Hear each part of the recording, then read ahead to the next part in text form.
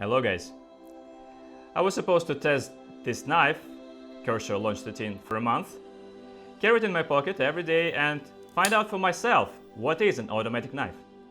But this test lasted much longer than it was supposed to. This is the knife in the black box, the project we're doing together with the central knife store reza.ru. You can see the link to the video with the unboxing of this knife in the corner of your screen, and we'll start the detailed review of this knife. Let's go!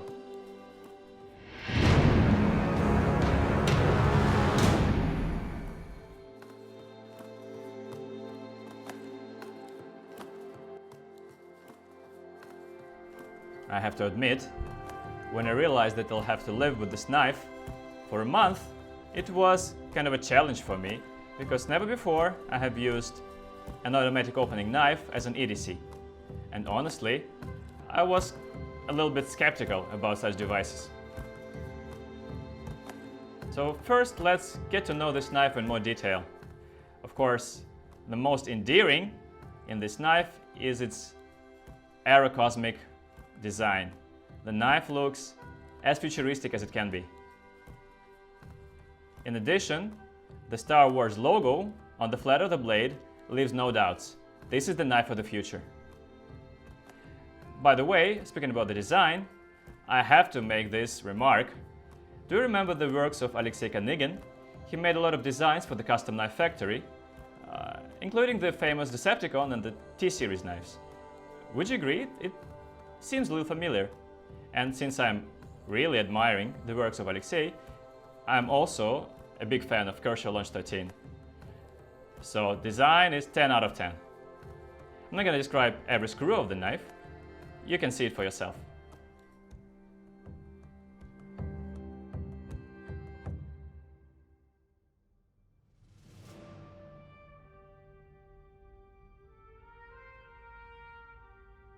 The knife is made in America. The steel of the blade is CPM 154. The sharp edges of the blade fit well the general design of the knife. The jimpings are pleasant, and it has the 100% Warncliffe. This little boy just has to cut perfectly, and it does with the tip. But I cannot say the same about the rest of the blade. Speaking about the cut and the sharpness of the knife, quite often we see that the makers sharpening the knives at the factory not so satisfactorily. And as a result, these knives have to be reground, and Launch 13 is no exception.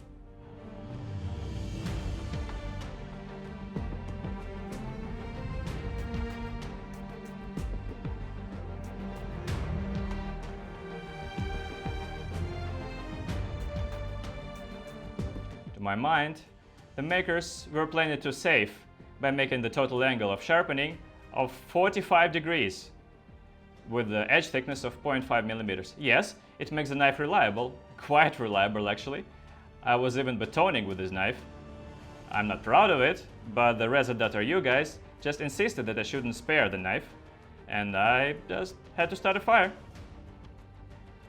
And the most interesting and unexpected thing is that the lock of the blade tolerated all the abuse perfectly without even a hint of wiggle. But coming back to the cut. The knife cuts quite mediocre, but it has huge potential because of its geometry and the quite decent steel of the blade. So naturally, it comes to the gray head for re-sharpening.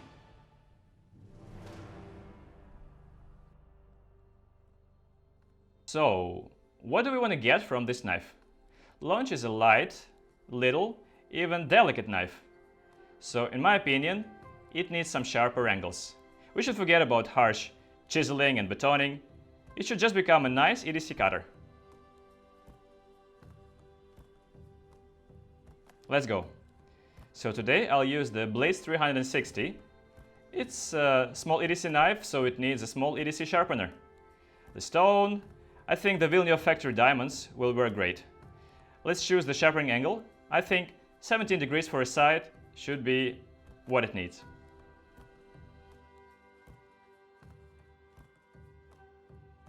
It wasn't so easy to fasten the knife into the sharpening device because it has uneven blade angles. So the only reliable part of the blade was the jimping area. Actually here, the integrally machined clamps that the Techno Studio profile has just made would fit really great, but unfortunately we didn't buy them yet, so we'll have to do with what we have.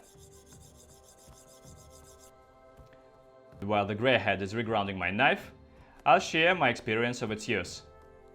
And I'll note right away that I was using it much longer than a month.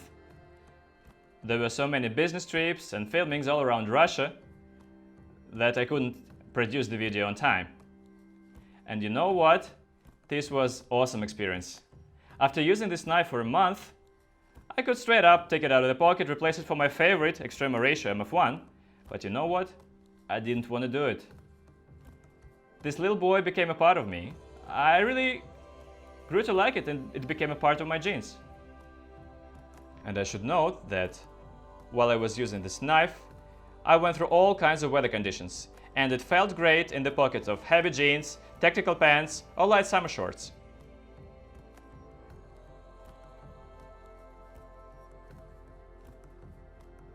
In the beginning, what was bothering me about this knife, besides the button, is the deep pocket clip. So right away I made a lanyard so that it's easier to take it out of the pocket. But after a few days with the lanyard, I threw it away. And I was just carrying the knife as it is. I got accustomed to it quite fast. There's a special place for the lanyard here, where it gets out of the back of the handle. I tried it and I didn't really like this option. And when I went to the Caliber exhibition in Ekaterinburg, I just put the lanyard on the pocket clip. Honestly, I didn't really need the lanyard, I just wanted to show off my brand new bead. I have a couple left, so please bear it in mind. The knife never fell out of my pocket, but I should note that the pocket clip is quite soft. So if you accidentally latch it onto something, on your jacket for example, the knife may fall out, so you should bear it in mind.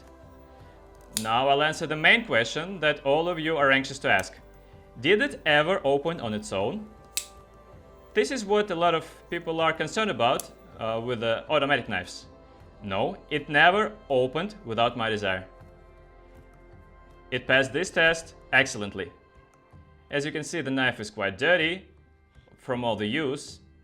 I didn't clean it on purpose so that you can see what's going on with it, and the mechanics works just as ideally as when I took it out of the box. Actually, mechanics is worth speaking about.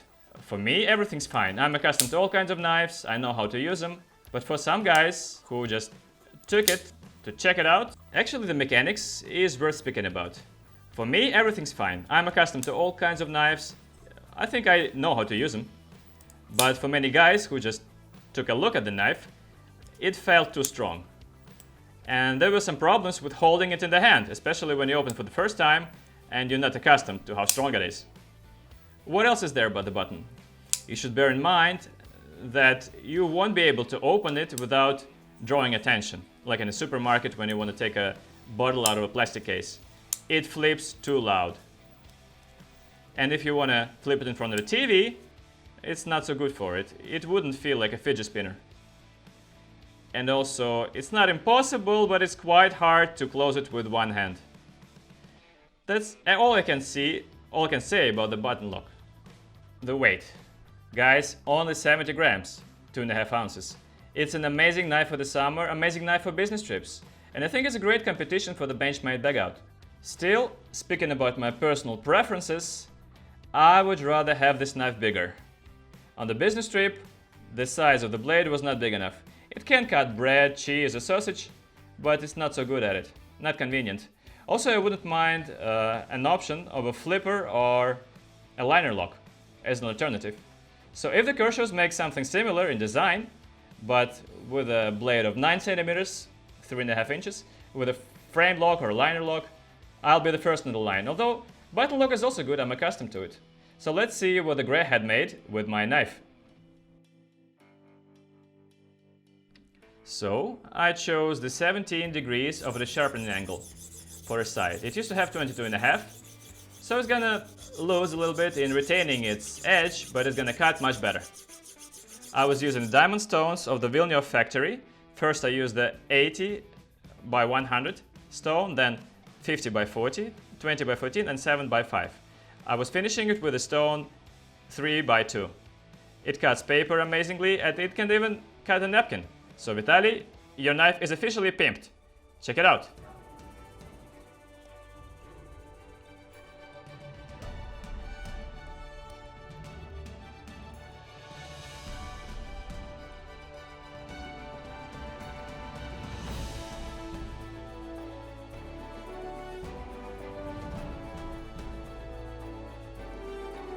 Now, the knife cuts just like you would expect it to cut. Yes, it became even more delicate, but it doesn't have to be a pry bar. It's a wonderful, amazing EDC knife. Honestly, I've always treated the Kaya concern with respect. Zero Tolerance and Kershaw are parts of this concern, but actually I've never been a fan of these brands. Launch 13 changed something in me. Now I'll pay more attention to their models. This knife survived. It survived much more than I expected it to, although I was abusing it every day. You can even see that the pocket clip is roughed out. Amazing knife. I was surprised. Honestly, I don't want to let it go, but I'll have to, because very soon Reset.ru will send me a new knife that I'll have to spend at least a month with. I don't know what knife it will be. I hope it will not be worse than this beauty. Actually, you can take a look at what they're selling. I'll leave a link in the description. And you can write in the comments what knife you would like me to review for the next month. The guys are always reading the comments on my channel. Maybe you can give them some nice idea. That's it for now. It was a big test of a knife in the black box from the Berloga channel and the Reset.ru. Have a good one. See you soon.